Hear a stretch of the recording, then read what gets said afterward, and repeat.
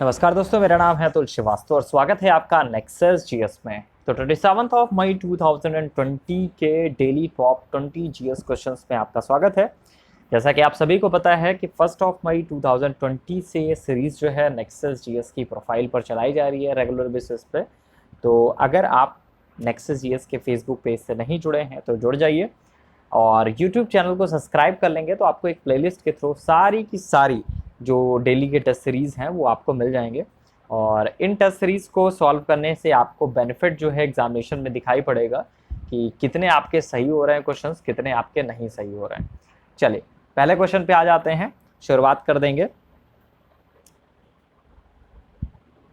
चलिए पहला क्वेश्चन है, निम्नलिखित में किसमें उच्चतम ऊर्जा होती है।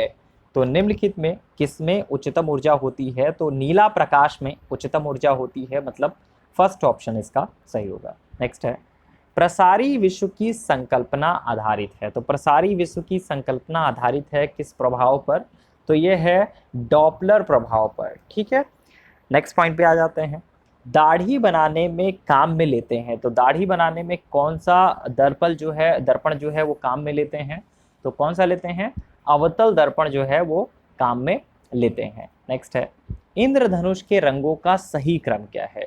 तो इंद्रधनुष के रंगों का अगर सही क्रम के बारे में बात करें तो नीला, हरा, पीला, मतलब कौन सा ऑप्शन सही होगा, फोर्थ ऑप्शन इसका सही होगा। पांचवें क्वेश्चन पे आ जाते हैं। निम्नलिखित में किसने सबसे पहले यह कहा था कि पृथ्वी गोलाकार है। तो किसने कहा था, अरस्तु ने कहा था सबसे पहले कि यह जो पृथ्वी है वो गोलाकार है। चलिए नेक्स्ट क्वेश्चन पे आ जाते हैं, क्वेश्चन नंबर 6 पे आ जाते हैं। जब दिन और रात की अवधि बराबर होती है तो सूर्य की किरणें सीधे पड़ती हैं। तो कैसे पड़ती हैं सीधे, ये आपका भूमध्य रेखा पर सीधे पड़ती हैं, मतलब सेकंड ऑप्शन सही होगा। नेक्स्ट पॉइंट पे आ जाते हैं, विश्व पृथ्वी दिवस। तो विश्व पृथ्वी दिवस कब मनाया जाता है, 22 मार्च को विश्व पृथ्वी दिवस मनाया जाता है, पूछा जाता है आपके एग्जामिनेशन में। नेक्स्ट है, दिन रात जिस कारण होते हैं वह क्या होता है। तो दिन रात किस कारण होते हैं, ये ऑप्शन आपको छोड़ दे रहा हूं मैं, ये क्वेश्चन जो है वो छोड़ दे रहा हूं। जैसा कि हमेशा एक क्वेश्चन हमेशा नेक्सस जीएस की तरफ से छोड़ा जाता है, आप लोग कमेंट में उसको सही आंसर दीजिए। ठीक है, तो कौन सा इसका सही ऑप्शन होगा आपको कमेंट बॉक्स में लिखना है, और कितने आपके नंबर आते हैं ये ज़रूर आपको मेंशन करना होता है। ठीक है, मेंशन करने के बाद आगे नेक्सस जीएस लिख दिया करिए, जिससे हमारे पास नोटिफिकेशन आ जाएगा। फेसबुक पे कमेंट करेंगे तब भी, यूट्यूब पे कमेंट करेंगे तब भी, जो भी आप आंसर लिखोगे उसके बाद आप नेक्सस जीएस टाइप कर दीजिएगा। ठीक है, चलिए 8th क्वेश्चन आपको बताना है। नेक्स्ट है, बृहस्पति ग्रह के चंद्रमाओं की खोज निम्न में से किस एक वैज्ञानिक ने की थी। तो किसने की थी, ये की थी गैलीलियो ने, मतलब सेकंड ऑप्शन इसका सही होगा। नेक्स्ट है, बृहस्पति का वलय होता है। तो बृहस्पति का वलय जो होता है वो किसका बना हुआ होता है, ये आपका सिलिकेटों का बना हुआ होता है, मतलब ऑप्शन नंबर फर्स्ट इसका सही होगा। नेक्स्ट पॉइंट पे आ जाते हैं, 11th क्वेश्चन पे आ जाते हैं। वह स्तूप स्थल जिसका संबंध भगवान बुद्ध के जीवन की किसी घटना से नहीं रहा है वो क्या है, वो कौन सा। तो ये होगा सांची का स्तूप, जहां से बुद्ध के बारे में कोई भी जानकारी या फिर कोई घटना उससे रिलेटेड नहीं है।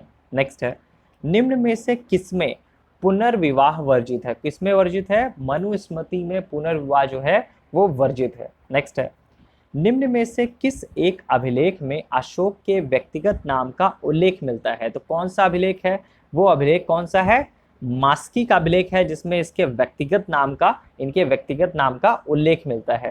ठीक है, नेक्स्ट है, सार्थवाह किसे कहते हैं। तो सार्थवाह किसे कहते हैं, ये कहते हैं व्यापारियों के काफिले को। तो सार्थवाह किसे कहते हैं, व्यापारियों के काफिले को।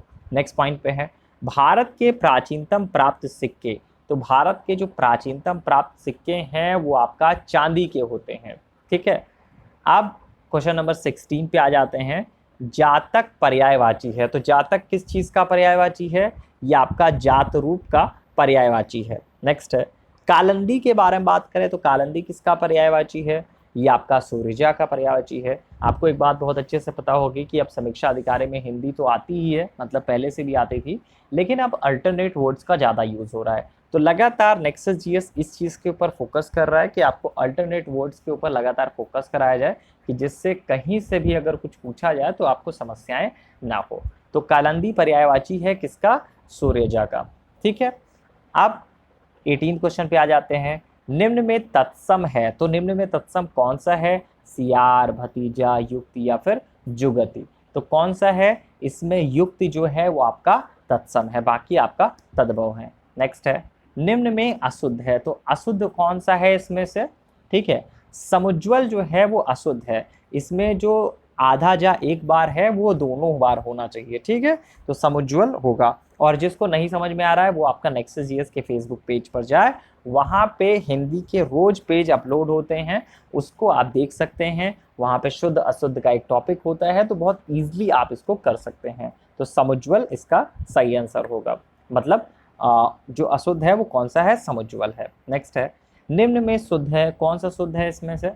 तो पौरुष जो है वो शुद्ध है, बाकी कहीं ना कहीं अशुद्ध है।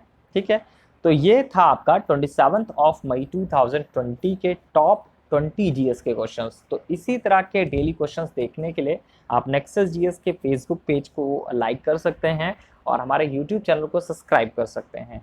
और जो क्वेश्चन आपसे पूछा गया है, क्वेश्चन नंबर 8, मुझे उम्मीद है कि आप लोग उसका सही आंसर देंगे। ठीक है, तो बस आपको करना क्या है कि जब भी ऑप्शन में आप उसको कमेंट करेंगे कि मेरे 20 में से 18 नंबर सही हैं, 15 सही हैं, 14 सही हैं, जितने भी सही हैं, आगे नेक्सस जीएस जरूर लिख देंगे। ठीक है, चलिए फिलहाल के लिए इतना ही। Thank you so much.